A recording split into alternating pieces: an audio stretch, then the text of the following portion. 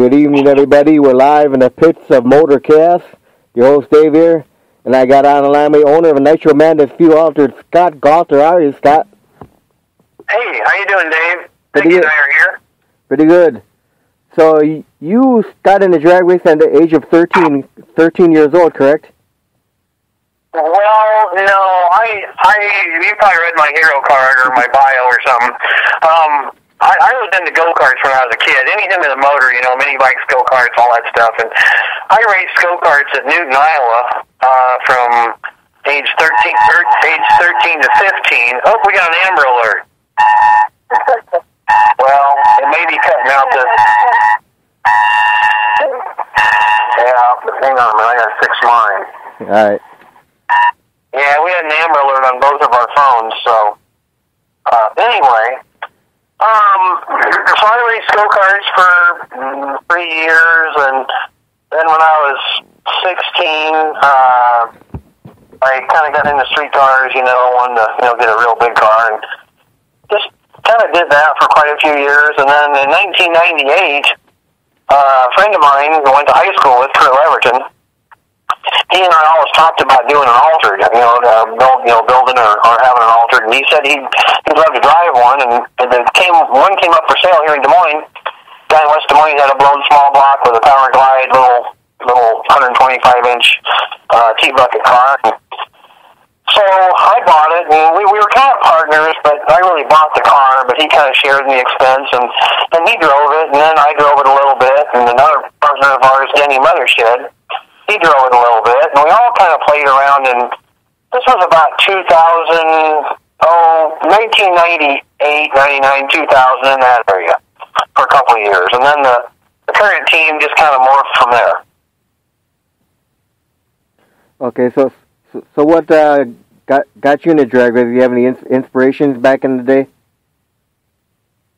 I wasn't really I didn't really follow all of the stuff when I was a kid, like, Don Garlitz and Jungle Jim Lieberman and the Snake and Prudhomme and all the big names. I really didn't follow them. I mean, I did, if they were on the world of sports, I watched it and I thought it was really cool and stuff, but I really didn't really follow it. I mean, I followed it because I got all the Hot Rod and Carcraft and all those magazines, for years. But I really kind of missed that era. I sort of just dove in head first about 1998 and bought my first car. And I've never had a bracket car or a door kind of car. I had street cars, of course, but nothing really drag race wise. I just started out with a blown altered, kind of weird, but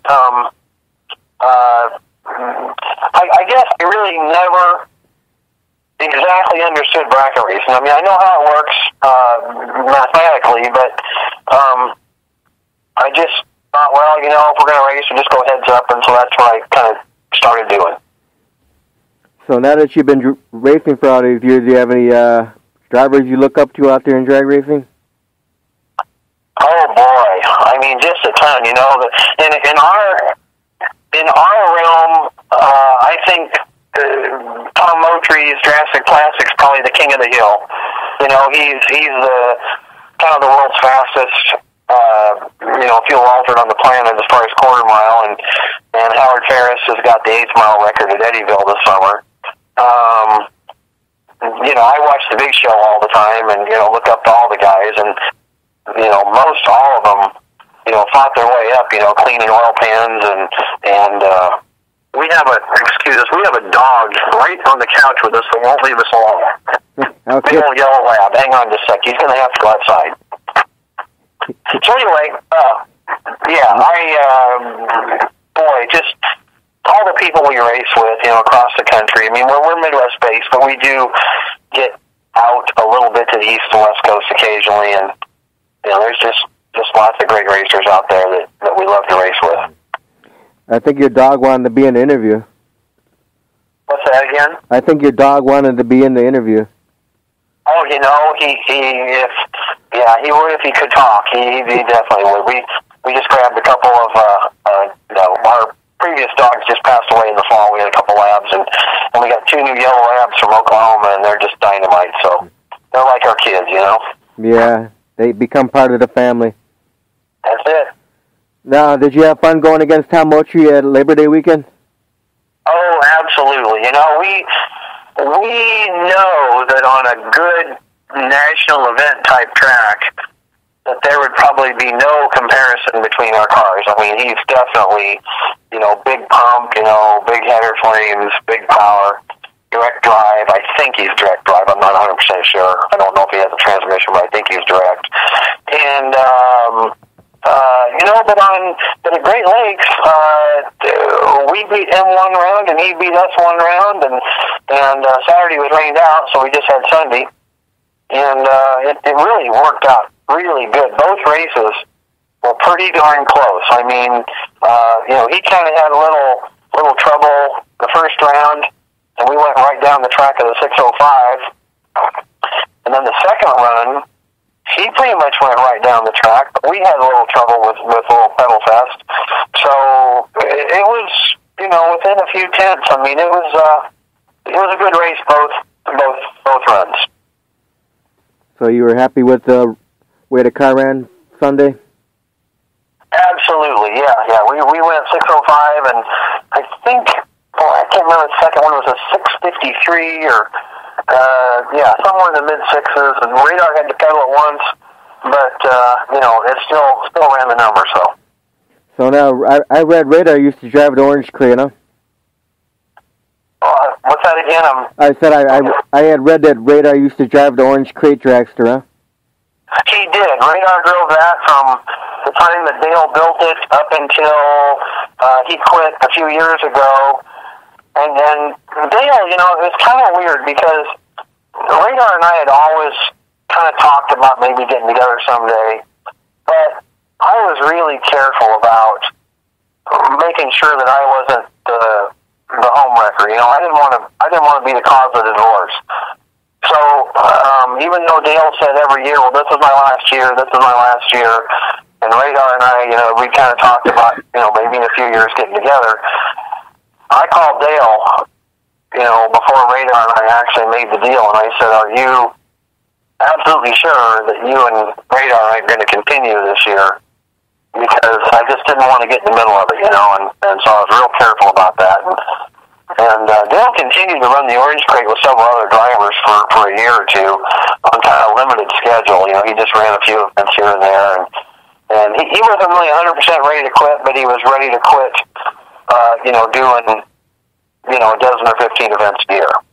Right. So Scott, when did you build the Nitro Madness Fuel Altered car? When did I build it? Yeah. Well, I'll give you the story. The first car was a 1990. Oh boy, 1990. 1996. It was a Massey car, early mid-90s, and it was the small block, the blower, alcohol, power glide transmission, and that was the car that Kurt and Denny and I kind of played around with at Eddyville, and we went to test and tunes, and just, we really didn't have a direction, we just were kind of having fun. Then, Rapid Randy Baker started driving, about 1999 or 2000, and as that happened, we kind of morphed from the small block to the big block, and then kind of a different big block, kind of a KB Olds, which is basically still a big block style engine with a Hemi bottom end. Right. And then in like 2003 or 4, I actually put a Hemi in that car, and it was kind of difficult because the chassis sat really low, and I had no oil pan clearance, so I had to do dry sump, which is fine. But the car was a little hard to work on, and anyway, we kind of outgrew that car. It wasn't really built for that kind of setup. So then, I think it was 05. I'm just guessing the years here. I could go back and look, but I bought the next car from John Dvorak over in Chicago, Nitro John, and it was a roller, so we put the Hemi and the Lenko drive into that car and ran it, and then Rapid went off and and drove some other cars. So I got Sean Belt. I think he was like from '06 to about 2013, I think. I think we had 6-7 years maybe together. And in the middle of this, I kind of came up with the name Nitro Madness. We were trying to come up with a name that would sound tough. And even though we didn't run nitro, we always ran a little, 10 or 20%, just to smell the place up. And I think Shirley Muldowney cloned the phrase Nitro Madness, something you kind of get addicted to, and I think it turns multimillionaires into very moderately wealthy people at the end of their life. I think it pretty much eats up most people's life savings. But anyway, so we picked up the Nitro Madness name, and that kind of worked out. And then that's when we kind of started developing, I guess, a little bit of a following or a little bit of a name for ourselves rather than just an altar that showed up at a drag strip or something. Right. So, and then the last car, the car we're running now, is exactly the same as the car I bought from John Dvorak. It's a TNC chassis, Tom and Chris Hunt in Huntsville, Alabama. They built about 30 cars. And I called Tom or Chris one time, and I said, hey, this chassis is really cool, and I like the way you mounted the motor plate, and I like the way that some of the tubes and bars are, and I like the way just various parts of the car, just all kinds of stuff. I was complimenting him on how he did it, and he said, I got the jig to that car out in my trailer, and it's for sale. And he says $1,000, and I said, sold, I'll take it. So brought the jig home, cleaned it up, painted it, made it like it's kind of rusty and crummy, but it still was in great shape. And so I built the car we're running now off of that jig, and it's virtually the same car with a few tiny modifications, really just for ease of working on. Just moved a few little levers and really not much, but just made it a little bit more serviceable, I guess. Okay. So that's the history of all the chassis and the Nitro Madness team. Now, for the Nitro Madness car you currently have you ever thought about running it as a nostalgic funny car too? It's come across before. This engine combination, when we went to Nitro, we got this tune-up from Troy Martin over in Indiana. And when I decided I wanted to do Nitro, I called around the country and I talked to everybody about the combination. I mean, I talked to Bowens and Hale and Jeff Wilson and just probably called 20 different ones. And I talked to them about their combo, and they all were very, very willing to talk. I mean, some of them we talked for hours. But when it got down to the really nitty-gritty, as far as how far the rings are spaced apart and what the Rockwell is in the clutch discs and fuel nozzles and fuel curve and ignition and just really, really nitpicky stuff. Some of them didn't know. Their engine builder took care of it. And the other part of them said, well, we burned up a lot of sleeves and pistons coming up with this combo, and some of this stuff we kind of want to keep to ourselves. So the story is that when I called Troy Martin, he was one of the guys out there that had run many, many laps, several years, and not really hurt any parts. Maybe a piston here and there, but really hadn't really destroyed anything. Yeah, and so I really only talked to the guys that had a good mechanical track record, weren't blowing them up every week. And Trey said, I will give you everything, everything. And so the whole team and I drove to Indiana and kind of watched him take the car apart in the fall, took pictures, took notes, and I followed his tune-up to a T. And the tune-up, that includes basically every nut and bolt from, the engine, transmission, rear gear, just the whole setup, not just the fuel and ignition and stuff like that, but every engine component. So our success is due to Troy Martin. And of course, Troy switches over to Chi-Town Hustler and back to the Moonshiner. So he does the fuel altered and the funny car. Yeah. This is his little pump combination, the 21-gallon. And you asked me about the funny car body, and I kind of got sidetracked, but here's the story on that.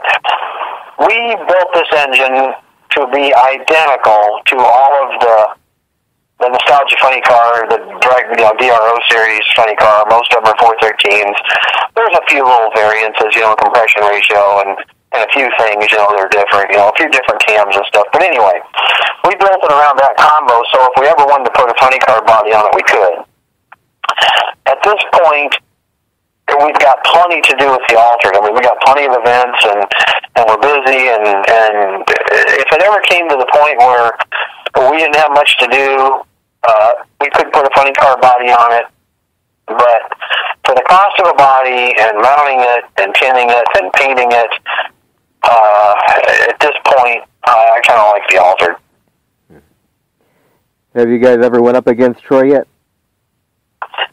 No, we haven't. And his car is a big pump car now. He's got the Motree Lawson, Troy Martin. The big pump deal, big header flames.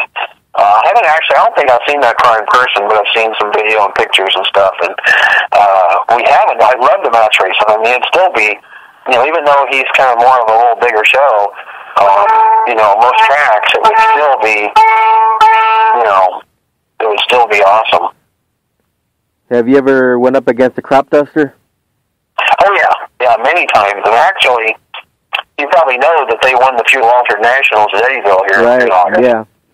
Yeah, and I actually helped put that event together way back 12 years ago. Kind of got with the track owners, Gerald and Scott back then, and kind of helped develop. And really, I just gather up the sponsor money, and I try and get all the cars there. And that's my role. But Crop Duster, they weren't really running very good the last couple of years with their Donovan setup. They would make a good run, but to string, 3 or 4 or 5 together, usually wasn't in the cards. And so we kind of joke, but we didn't really take them that serious this year at Fuel Altered because they went to a 426, a late model Hemi, and figuring, well, it's going to take them some time to get the bugs out of it and to get the tune up. And I'll tell you, I got to hand it to Frank and that team and Mark White. They went out one time and made a couple of test hits, and every lap has been just unbelievable. I mean, they went, I don't know the numbers for sure at Eddyville, but in the 8th mile, they went some 4.0s and some 390s and some 380s, and then, of course, a 374 against us in the final. And, they were on their game, and I was very happy with the final, even though we were the loser in the final. It was a great race. It was inches at the finish line, and it was a really good show. Now I know Buddy Hall, the one who used to drive for Tom Moultrie, he's building a Nitro Fuel Altered. Oh, did you say he's building one? Yeah, he's building one. Currently he's got the blown alcohol, but he's gonna get a Nitro Fuel Altered.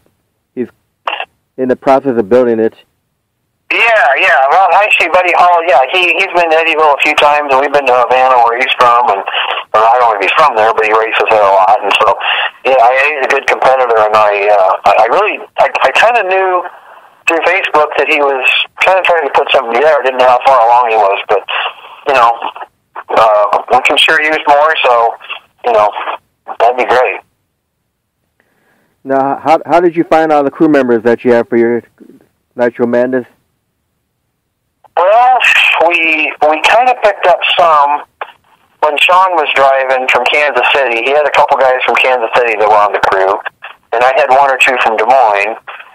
And then when Radar started, it was kind of weird how it worked out, but George Garwood is our clutch man, and he was with us before, and he's from Des Moines, actually Norwalk. And so when Sean left, we were a little bit concerned about crew members, but Rob Munoz and Dan Robinson were some friends of ours that actually Rob has a business right across from my printing company, and him and Dan hung out all the time, and they'd been to a few races and kind of helped us a few times, just not really as crew members, but just kind of hung out in the pit and, did some odds and ends, and they were really digging it. And when I called them and said, hey, we're kind of putting a new team together, they jumped right in, and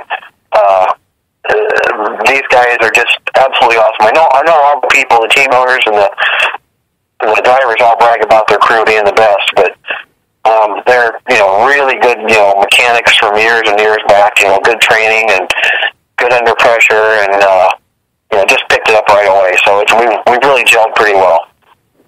So you were mentioning your printing company, that's Specialty Graphics Commercial Printing? Yeah, we do work for the trade, pretty much trade only. We do work for other printers, print distributors, print brokers, office supply stores, people who kind of resell our product.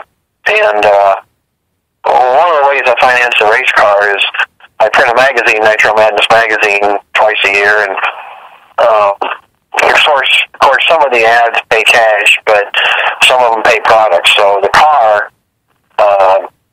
if somebody owned a printing company that printed a magazine that traded for oil and engine bearings and rings and push rods and gaskets and stuff like that, most print shop owners wouldn't really care for that, but it works out great for us. It kind of helps the race car, and it doesn't fully support it, but I've got it working about as good as you could expect for trying to finance a Nitro car. Now, do you still have the other company too, the auto remanufacturing? Well, it's called Specialty Reproductions, and it's I make parts for old cars, basically, mostly Impala stuff, early, like 62, 3, and 4. That company just has one employee. It's really small. But we sell to, again, wholesale, and we sell to companies like Year One and Eckler's, Lake Great Chevy, and the Paddock, and Classic Industries. And so if you pick up a catalog and you bought a Chevelle or a Camaro or an Impala, and you look through it, the parts in there, some of them I manufacture, but I don't sell them direct. I just sell through those companies. So I sell to them, and they distribute. Now, these two companies, are they sponsors for the car? As far as the companies go, especially graphics, kind of sponsors it through the magazine. The reproductions company, it doesn't really have a lot to do with racing. It's kind of funny that my employees at work, they constantly mix the two up. They think that the auto parts company has something to do with racing, and racing has something to do with the auto parts company, but they really have no customers in common or no employees or any. They're both car related, but they're not no common core. Okay. Now, I asked Radar this question last night. I'm going to ask you this question. What's your favorite tracks to take the car out to?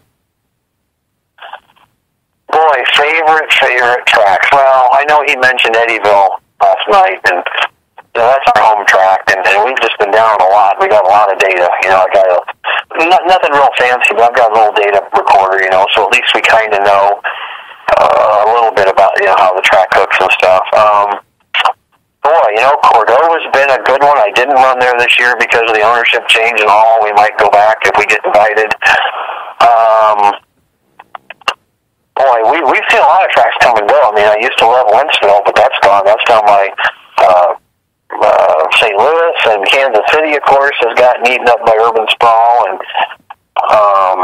I know Radar mentioned Bakersfield. I love Bakersfield. If it was an hour or two away, I'd be there all the time. But it's really hard for us to get there. We got to plan, months in advance to try to get out to that thing. So, but we've raced it a few times. We've run at national event tracks. A couple times we've been to Route 66 in St. Louis, and I know that people say that their little hometown 8th mile track, it's a hooking track, and boy, it's, people 60 foot just great on it, and this and this and this. But when you get on a national event track, it's a whole different ball game. I mean, we really could lay the power to it, as far as timing and plenty of nitro and put some weight on the clutch. I mean, if we were in nitro event or national event tracks, they really are smooth and well prepped and stuff, but we don't get that opportunity very often. Usually it's the smaller venues for us. Now I'm going to ask you that little fun question that I asked Wader last night. If someone told you, hey, Scott, here's $150 million to design and build a new racetrack, where would you build it, and what features would you have in it? Well, I listened to his interview, so I hate to copycat, but he mentioned Denver and the cooling system. That would be it. And I'll tell you, I'm really not. I don't really know a lot about racetracks. The one thing, I can build the cars. I weld them together, the tubes and the pipes, and I can mechanically do all that stuff. And I book the events. There's a lot of stuff I can do. But one thing that I've never been really good at understanding is like the starting line and if there's really good rubber or bad rubber or whatever. But I don't want to get away from the question. The point is, I'm going to answer it this way. I don't know if I'd build a racetrack. I guess with $150 million, I guess I'd have to do something. But I guess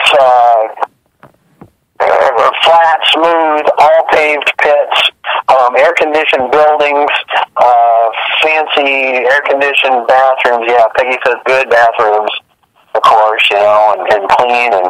And honestly, in today's market, if you built a track like that, I don't think you could ever break even. It's tough for a lot of these tracks even to stay in business right now.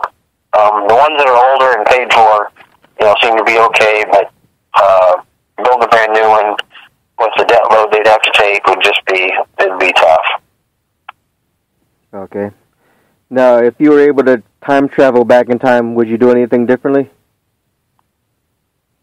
The only thing that I would do differently, and this is what I want to advise people who are kind of digging this, funny car, dragster, altered, alcohol, nitro, thing, is when I was a kid, you asked who I looked up to. Well, I looked up to Vern Motes here in town. He just passed away, recently, but I didn't really know him. I mean, I knew him through some friends that kind of helped him with his car, and I went to his place a few times. But believe it or not, at the time, he was kind of bigger than life to me, and I was almost scared to talk to him. I thought he was a big name, and he was a professional racer, and I got kind of tongue-tied. I didn't really know what to say to him, so I just kind of looked at his car and smiled. But anyway, what I would do over differently is I would hang around and I would find a team that's looking for help, and most all of them are. I mean, there's a few that have their set crew and that kind of stuff, but most of them need somebody to go along and just help load the car and help unload the car and clean oil pans and do some of the dirty work and grind clutch discs. And if I had it to do over, instead of learning the hard way by breaking a few parts and having to learn my way through it, trial and error, I would get with a team when I was 18, 19 years old and travel with them and learn. And I just think that would have been worth quite a bit back then. But at that time, I didn't really know I was going to be in the drag racing that big. But to answer your question, I would have joined the team early, even early mid-teens. If people are looking to get into this, definitely find somebody and go with them. Yeah, that's a good thing about drag racing, because you can get into the pits and talk to these crew members and owners and all that. Yep. And most of those teams do need help. I mean, they, like I said, there's some that have their set crew and they've always worked together and they don't need extras. But most of them have some races where they're short a guy or two, and you know, like we have race car night almost every Wednesday here at my house. I mean, I'm not saying 52 weeks a year, but, you know, probably 45. We miss a Christmas or Thanksgiving Wednesday or something, you know, maybe, but we work on the car every Wednesday, and the crew members know every nut and bolt. And in the pits, if we have something break, we really don't fumble for tools and parts. I mean, we kind of know how to attack it and solve it most of the time, and you know, that's kind of, you know, good about having, you know, the same crew guys. But anyway, back to your question, the young guys just need to go and join a team and do what they got to do to learn. Now, do you have any hobbies besides drag racing? Well, mostly all car-related and engine-related. I race vintage go-karts, and I say race kind of loosely. We go to some little tracks, and us old, kind of a little bit overweight, gray-haired guys, we kind of chase each other around the track. We don't really race too hard. You know, we don't race real competitively, but this is stuff that they built back in the 70s, like old McCullochs and West Bends, and I even have a Yamaha, which is a little newer, but, you know, a couple of vintage go-karts. Played guitar when I was younger a lot, but didn't really ever take off in music. You know, just kind of, you know, played with a few friends, you know, kind of some, kind of not classic rock, but kind of folk music, you know, Peter, Paul and Mary and Eagles in America and that kind of stuff, you know, but haven't done that for quite a long time. But that's really the only other hobby, you know, a little bit of guitar years ago and go-karts and cars and stuff. Okay. So since you mentioned playing guitar, what's your favorite music? Well, you asked that of Radar, and he went off into all kinds of bands, and I've heard a lot of them. Well, it's kind of varied, you know, like early stuff, boy, I mean, all the classic rock stuff, current stuff, trying to think, like Green Day I know it's kind of weird for a 59-year-old, but I kind of like their melody and all their stuff.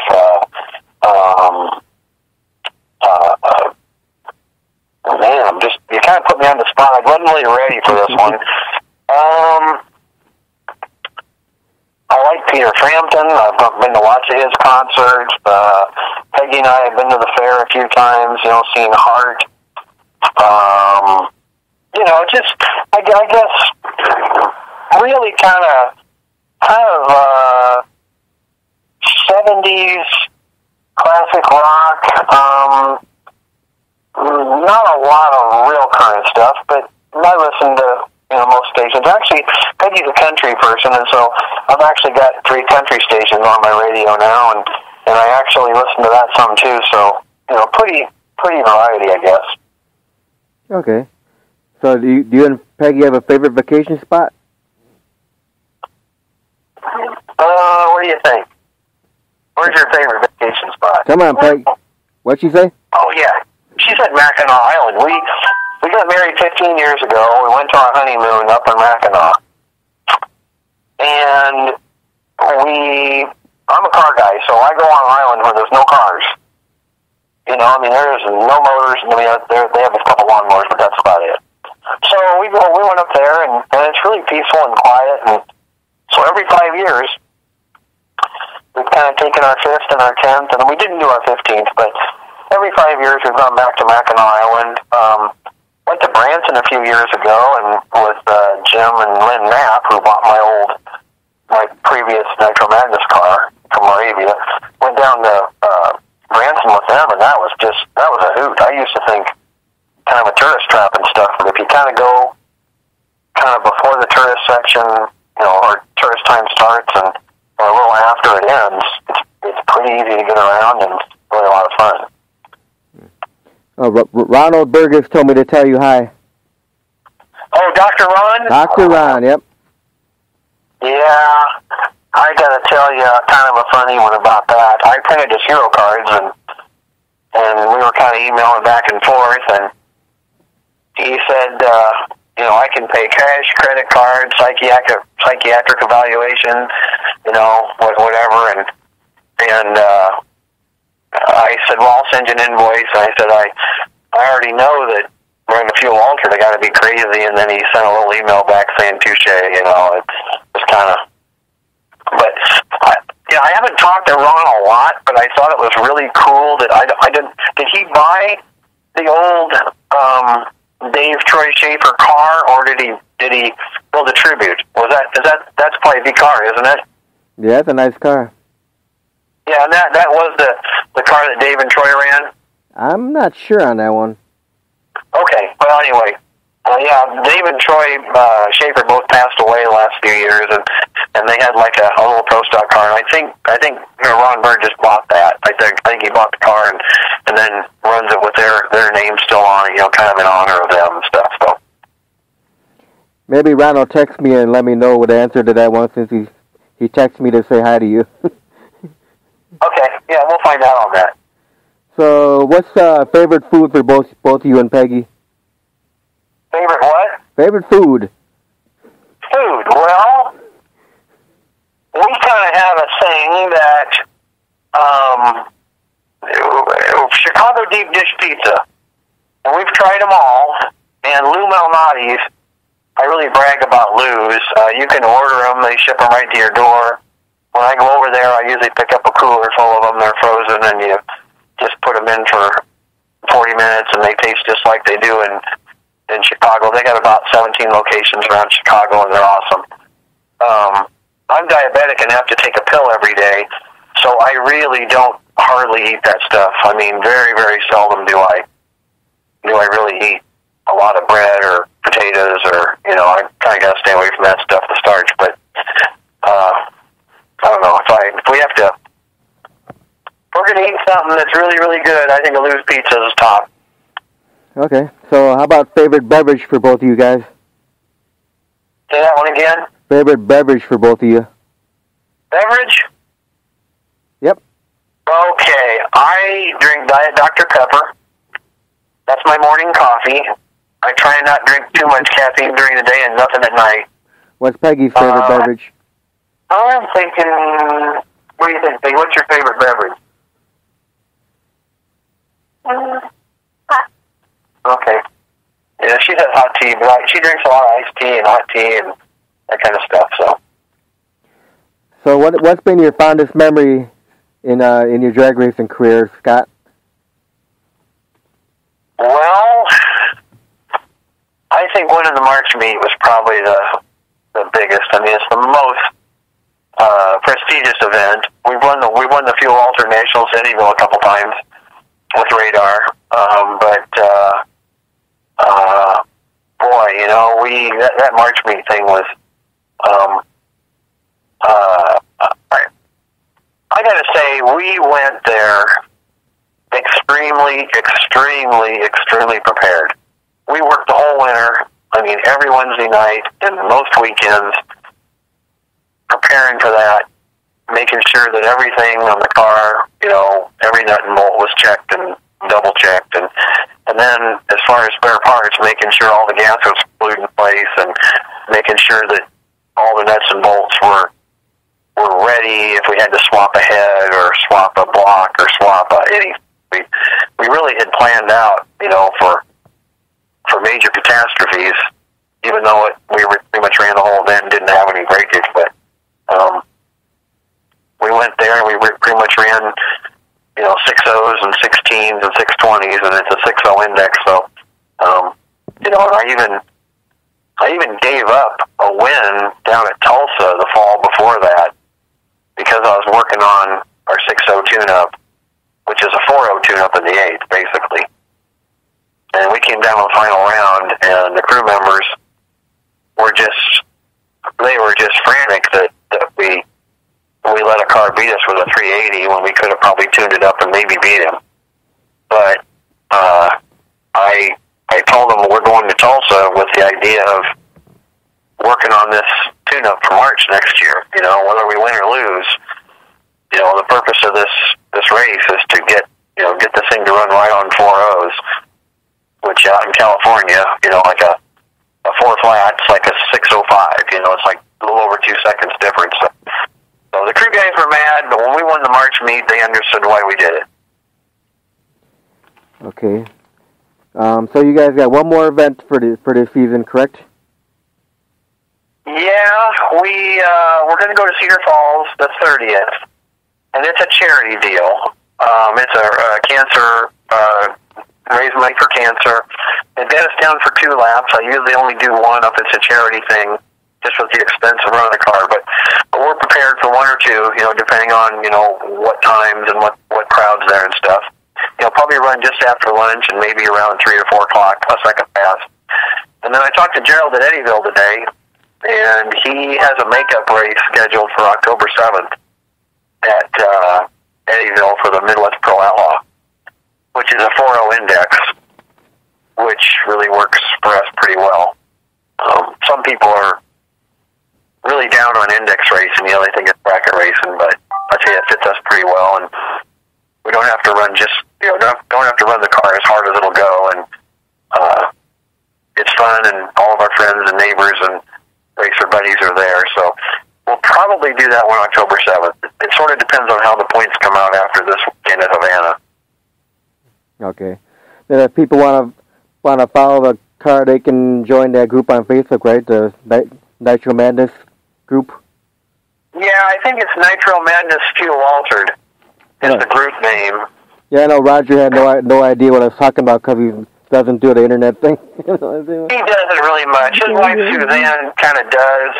It's funny that Radar is so informed when he comes to race car night. You know, he'll say, well, did you hear this? And did you hear this? And did you hear this? And all of it, you know, didn't come by the TV or by the radio or by somebody calling him. He got it on the internet. It's just that he didn't get it directly. You know, Suzanne or a couple friends of his, you know, are really in touch with all these groups and Facebook and different, you know, online things, and they keep him really well informed. So he isn't really an internet guy, but he gets a lot of info kind of secondhand. But yeah, Nitro Madness Fuel Altered is our group, and also I print the magazine Nitro Madness. Comes out spring and fall, just once in the spring, once in the fall. Mails about February 20th and about August 20th. It's a free publication, and if you go to nitromadness.com, there's a little button that says subscribe here, and you can just type your name and address in, and you'll get it twice a year. I'll have to do that. Yeah, we just mailed the fall 2017 issue. I'm just starting to work on the spring 18 issue right now. So, you know, it's going to be, you know, basically it'll hit your doorstep March 1st. So you've got some time.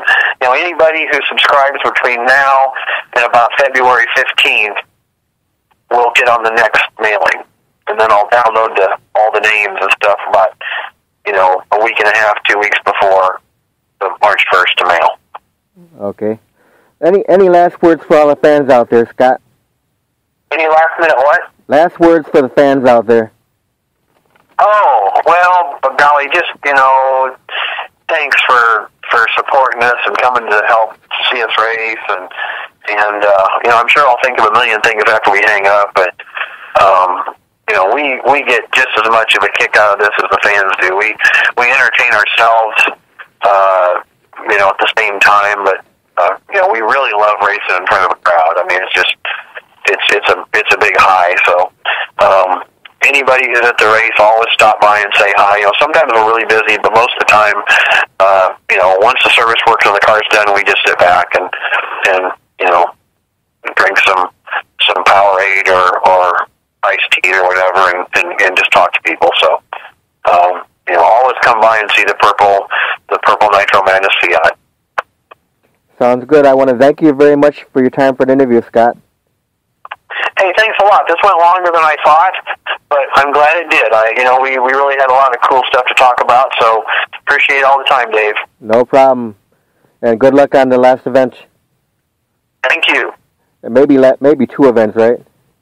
Correct, yeah. Well, I'll put it on our site, but I kind of think we're going to do that October 7th.